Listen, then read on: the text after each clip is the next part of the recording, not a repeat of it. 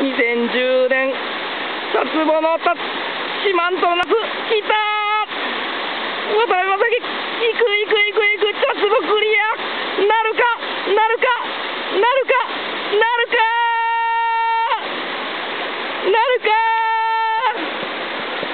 クリア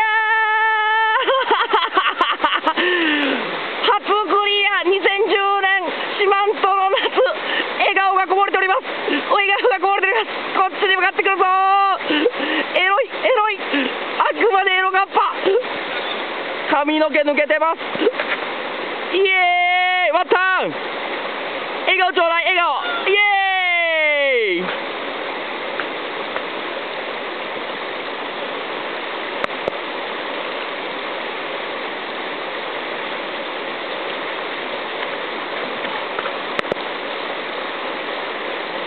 これね、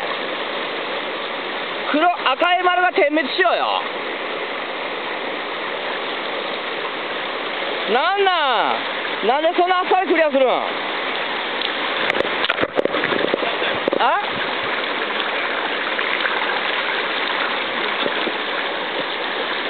ワッタン焦げないゲーマ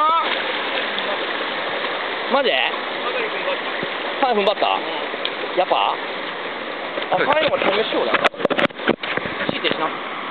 まだ取るよ。取るよ。